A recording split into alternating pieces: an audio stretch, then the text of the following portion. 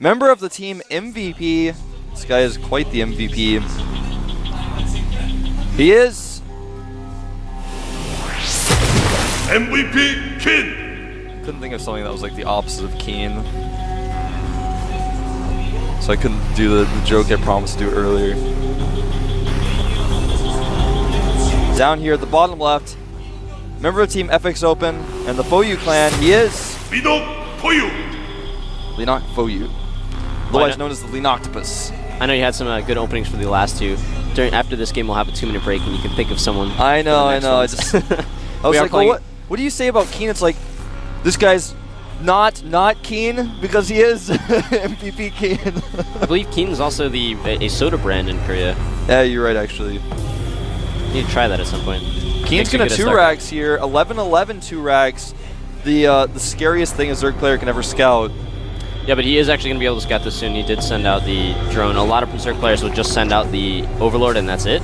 And then you'll scout this extremely late and not be able to respond properly to it. Leenock is an extremely patient Zerg player, especially in this matchup.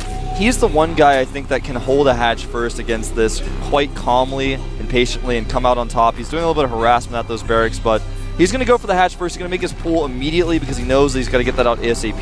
He knows exactly what's going on.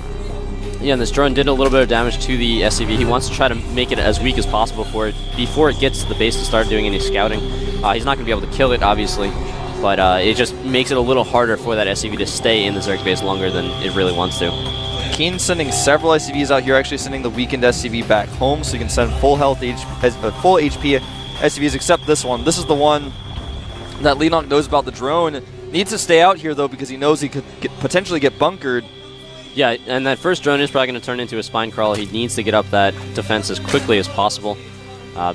It's going to be very difficult for him to defend against this with the 2-racks Marines coming and all these SCVs to build bunkers. Oh man, he's going to build the bunkers like right now on top of the hatchery. Nobody makes the first bunker, of course, in the place where the Marines can fall back to. He's going to make the second one a little bit closer. He's actually got an SCV on the ramp. 8 Zerglings on the way. The hatchery is starting to take damage from that Marine. And the spine crawl is getting started, but the Terran player sees that, and Keen will try to take it down with his Marines and SCVs. He has to cancel because there are 3 Marines here, and the bunker is going to finish. This is huge. Leenock has not prevented the first bunker from finishing. He's going to be able to fall back to that bunker.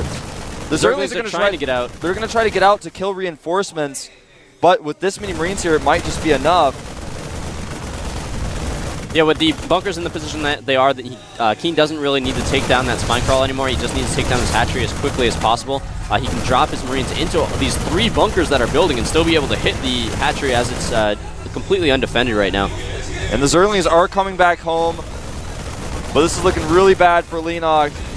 I gotta say, I figured he was going to be able to hold it. He seemed so confident about it, man, and he just didn't stop that bunker for some reason. He knew it was coming, and he just didn't. The spine crawl is finished, but it looks like it's going within range of this bunker. Oh, it doesn't matter. He's just going to target down the hatchery, and the hatchery does fall. The Zerglings coming in with the spine. Nice timing on the Broodlings and the Zerglings and the spine, but there are 4 bunkers here, and the Marines do all remain alive. Oh, no, these Marines. What is going on? He tried to hop from one bunker to the other, but it actually popped out behind the Zerglings, and 2 Marines got taken out when they really shouldn't have. This is going to get cleaned up, but it did do the damage that it needed to. The rest of the Zerglings are going to try to just sit there and watch behind as the spine crawler takes some damage. The spine crawler in the bunker battling it out. Of course, this does cost Keen money to repair. I was kind of surprised the Queen didn't go target. Yeah, he needs to target those SCVs because that would have stopped this completely, and he is going to do that. Targets down some Zerglings. I don't know why the spine crawl is in this position because it does have a range of 7, so it can actually outrange the bunker with the Marines in it. Yeah, that was a little bit weird, but I think it was for the original bunker, but then he lost that bunker and so it fell back. But anyway, the Zerglings do clean up the Marines. Leenock did a great job with that timing on the spine and the Broodlings and the Zerglings coming in. It just wasn't enough. He did kill a decent amount of units. He's remaking the hatchery immediately. The other thing is, he's in a tough spot from here, though. We are actually looking at exactly even supplies, 27 to 27. That second hatchery is going up again.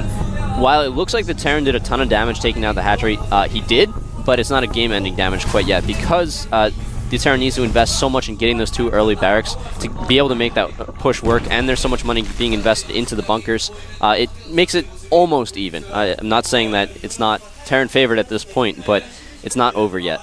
Well, Keen was supply blocked for about a minute there. I mean, literal, like not an in-game minute, like a real minute. He's had 3 SCVs, 3 Marines and an SCV queued up for a really long time, so that is definitely going to hurt. That's one small thing that could help Leenock get back into this game. He does have Speedlings. He hasn't made any more. He made a Baneling Nest, though, just in case Keen was going for that 4 barracks follow-up, but he is making just 3 barracks and a factory. He's going to be transitioning into a longer game here. Obviously, he did make that command center. Yeah. And it's good to see that MVP Keen saw that he got a little bit of a lead. He wants to just increase that as much as possible by going for the economy game. He knows that Leenock needs to drone up hard and can't do any sort of counterattack quite yet. But what we do see here, interesting from Leenock, is he did put down 3 creep tumors immediately, and he's trying to spread this creep across the map as quickly as possible. If he can get it close to his opponent's base, he can just stream in constant reinforcements over and over again until he whittles down his opponent's defenses. Bunker is finished. Leenock was getting a little bit aggressive with that handful of Zerglings, but with the bunker finishing with all these Marines here, he is going to have to go home. As far as worker count goes, 29 drones to 25 SCVs. There is 18 Marines out right now, and Leenock is in a tough spot. He's got his Baneling Nest up. He's making an Evo Chamber. He may decide to put on some Baneling aggression, but again, that Baneling Nest was just a defensive measure in case Keen was going to go for a really Marine-heavy timing attack, but that still is a possibility. 2 medevacs are on the way. The first 2, in fact, are going to pop out here, and then when that happens, Keen is going to start doing drops, knowing that his opponent couldn't possibly have a Spire yet. And Leenock is doing the trademark macro hatchery at the natural. He loves to do this. He hates taking a third base without taking a macro hatchery because he thinks, as he's said several times to us at FXO, he thinks it's too risky, it's not safe. He likes to get the macro hatchery first. Yeah, you want to get that larva built up as well, so it's not a bad idea to do that before you expand to your third base. We did see a scan go down there from Keen. Keen does know that the Baneling Nest is up. He does know the Evolution Chamber is on its way and working on the upgrades for the Zerglings. But the lair was not on its way at that point, so that really makes Keen feel really comfortable to know exactly what's going to be coming at him at this time. We actually see a Viking coming out here for Keen. What that allows him to do is it allows him to prevent any sort of Overlord scouting in his base, which Leenock is prepared to do right now. I believe we have an Overlord almost on its way. Yeah, we have 3 Overlords actually kind of surrounding his base. Yeah, one on the right side was about to go in, but the Marines chased it away. As soon as the Viking comes out, that Viking will be able to go around the map and kill those Overlords, costing a little bit of extra money for Leenock to invest in creating more Overlords when he doesn't really want to at this stage in the game. Absolutely not. The 2 dropships have been loaded. Here's the Viking you were talking about, cleaning up those Overlords. And the dropship is most likely going to be spotted by either these Zerglings on the left side of the map or the Overlord, but even if it is, it's going to be very difficult for him to deal with this. Yeah, after this Overlord does get killed, we are going to have a supply block situation for about 10 seconds, but Leenock does know that this is a possibility and is building 2 more Overlords with no problem. Here comes the drop, and it actually has not yet been scouted by Leenock. There is a Spore Crawler at the natural that may end up helping him out here. He also has 5 Banelings actually at the natural. And 2 Queens. Yeah, so this dropship is not going to be able to stay here for long. He's actually going to drop 1 on the high and 1 on the low. Really nice maneuver by him. Oh, he's going to pick these up, avoiding the Banelings. And yeah, that's one of the most but this dropship is actually going to go down. Oh, that whoa. was a full dropship that died for no reason on Keen's part, but he is going to be able to take down a lot of Zerglings. He took out a few Banelings and is going to be able to take down these extractors to limit the amount of gas that Leenock has to be able to get the Spire units out. That's very, very important. Take a successful drop, but that could have been a lot more successful if he was just being a little bit more attentive to his dropship and didn't lose that second one for no reason. Yeah, I think he was too concerned. He was targeting down Banelings with those Marines that he had out of the dropship. He did a great job microing that. It's just that he focused so much on it that, like you said, he just didn't quite notice the Queen was killing his dropship. Yeah. And that Overlord can be taken out. Again, Leenock losing a lot of Overlords, losing a lot of map presence here. That's what that Viking is for. He did actually see the timing of the Spire as well when he did that drop, so he knows that the air units or the Munilus are not out for Leenock yet, and he can be a lot more aggressive with that Viking. Once those Munilus are out, you really want to send that Viking home and just keep it alive as long as possible. These Banelings are going out to find landmine positions. The great map for Baneling landmines. There's so many ramps the Marines would stand on. This actually has been spotted though. Those Banelings getting out of there ASAP. Would have been cool, but what? How do you see that? That was still within scan range? Wow. I guess so. Keen's a cheater. Yeah. We saw it on TV. Keen, you're cheating. He's got map hacks. Oh, and the supply depots were down. The Zerglings are going to be able to get in and do a lot of damage. They actually take out a Siege Tank. That's awesome for them to be able to do at this stage in the game. We also have Baneling landmine right outside the base. That might be used later in the game. Most likely it will. It's very unusual for landmines to get that far. This is going to be a pretty scary push. The tank's on the high ground. The Mutalisk not really able to assist in this battle. There just aren't enough of them. And if he loses them here, he's not going to be able to use them later. This push is really scary. He is going to try to take down a tank. Has to be very careful. He gets it. Doesn't lose any mutas. Great control by Leenock, but he is supply block. He's losing this macro hatchery, losing a lot of Zerglings. But here's going to go for it. Huge push from a lot of Zerglings, Banelings, Broodlings, and Mutalisk, so it's going to get cleaned up, but it did do a lot of damage before that happens. He is losing even more mutas, but he does clean up a lot of those dropships. Man, Leenock's so good at going with the Broodlings. Whenever those Broodlings pops, that's when he attacks, man. And Not as good as it should have been. Could have been better. Those Marines were very lucky. And Leenock continue to be aggressive with these mutas, trying to catch dropships, reinforcements, siege tanks, anything he can find. He's +1 flyer attacks are about to finish. He's remade that macro hatchery. He's actually taken the bottom right base. He's not mining from it just yet, but that's exactly where Keen is going.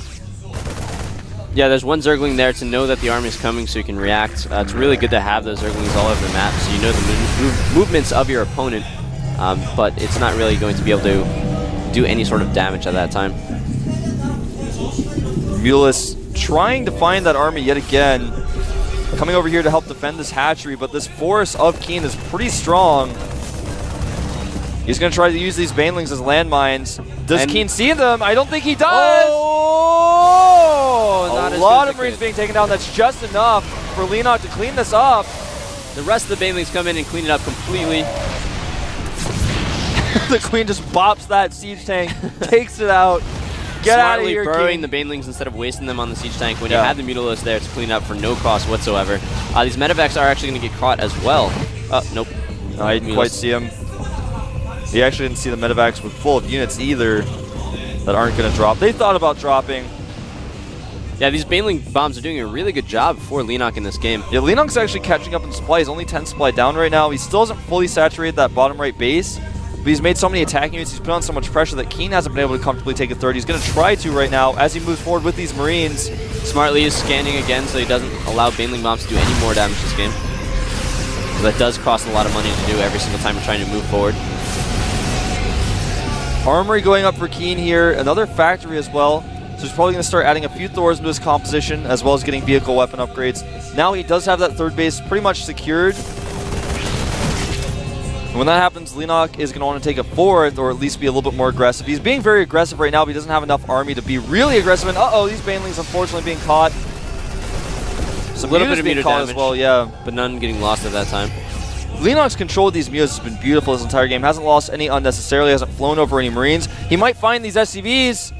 Now the SCVs do get safely out of the way, but these Zerglings and Mutalisk are going to do a lot of damage here. The supply depots were not able to be raised, however all the Zerglings did get cleaned up, so it was not a big deal at that time. The rest of the force is going to move in and try to take out a lot of this creep spread and maybe see if he can put pressure on the third. But the Mutalisk and the Zerglings are going to try to attack the third of Keen.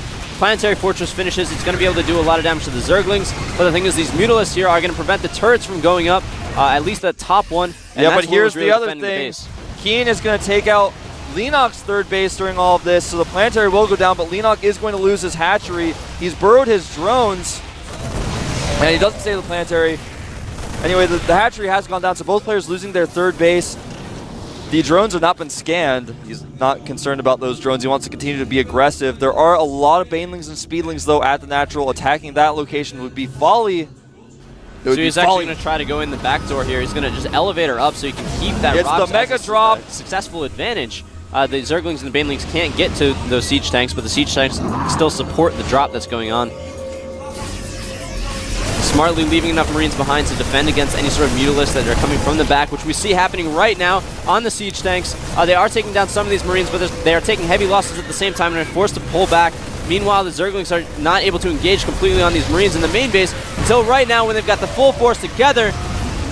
But beautifully, Keen lifts up those units without taking too much damage, and the siege tanks are what is really helping him with this push a lot. This is one of those positions that Zergs really struggle with because they have melee units as the core of their army. Nice Baneling bombs there. But when you have melee units as the core of your army, it's very difficult to engage in a position where your opponent can just continue to put his units on the other side of a cliff.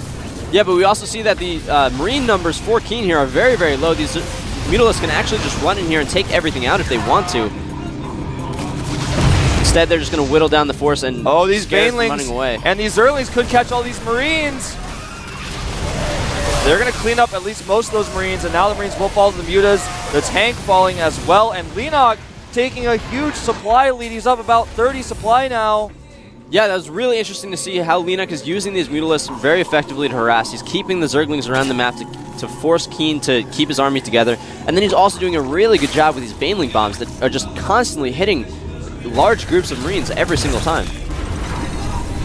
Well, Keen doesn't have a third base. He's actually getting pretty close to being mined out at his natural. And in fact, he doesn't even have a third command center yet.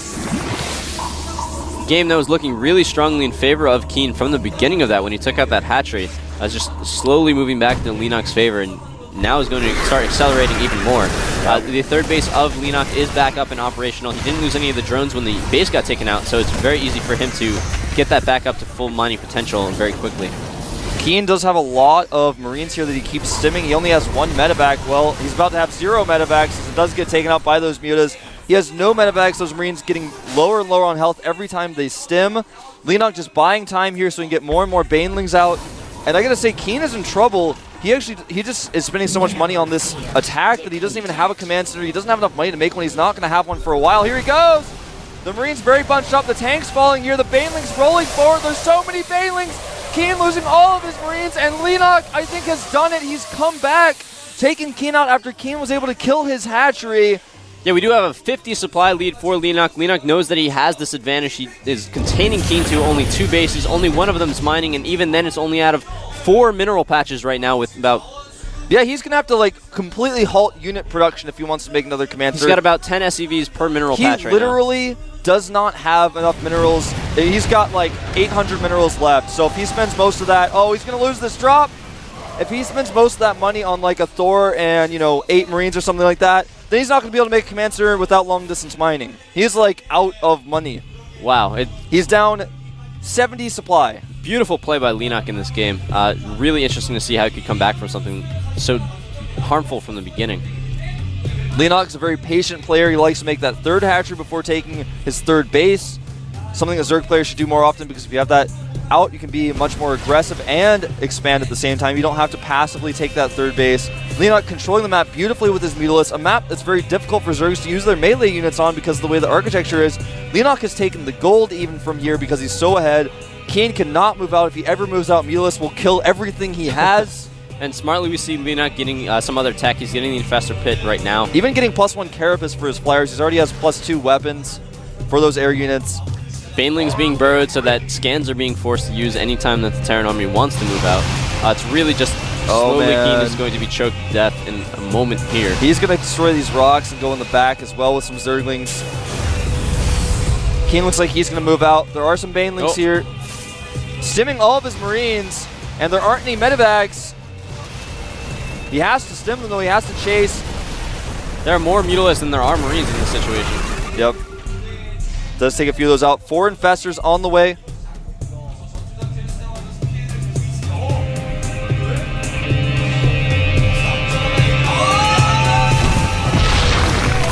Sorry about that, guys. We lost our audio temporarily, but you guys have been able to watch everything. 4 Infestors were on the way, and they're actually still on the way. And we actually have 26 Mutalisks out here. Oh! GG! All right.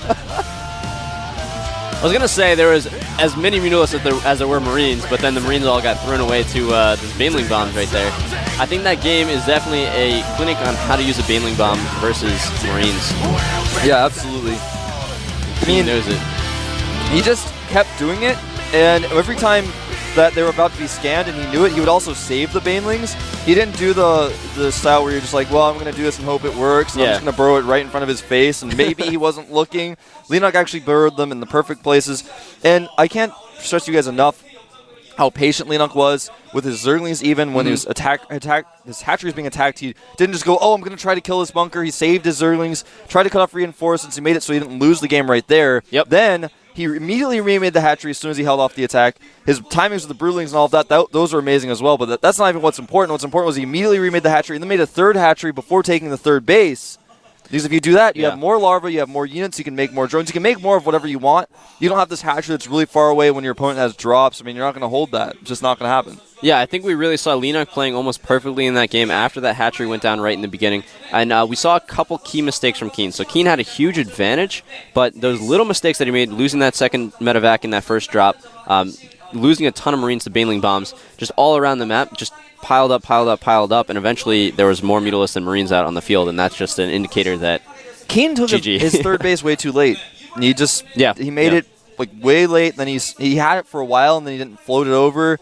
And then when he lost it, it was like, uh-oh, I have to end the game now. And Leenock was like, I know you have to end the game now. I'm not going to let you. I'm going to make you scan every time you walk over a ramp. Yeah. Pretty close. It would have been nice to see a Raven come out there or a bit more turret movement going forward. But the thing is that Keen needed to keep his army mobile, and in doing that, he can't get the turrets up to get the detection, and he needed to get Medivacs out so he couldn't get any sort of Raven out to support his army and keep that detection going on. So we are actually going to have no break going on into the third game. It is going to be Alive versus Bonbons. Alive won his first game, so it's going to be seeing if he can get that 2-0 lead, which is really what these players are looking for early on, because then they're very comfortable in trying to get that Code F spot. Yep, so I gotta say, Alive definitely the favorite to win this one, at least in my mind. Bonbons, he's shown some good games in the past, but recently has just not been impressing me. He's made a lot of poor decisions in his games, but I'm sure he's been, maybe he's been stressed out when he's been playing on air.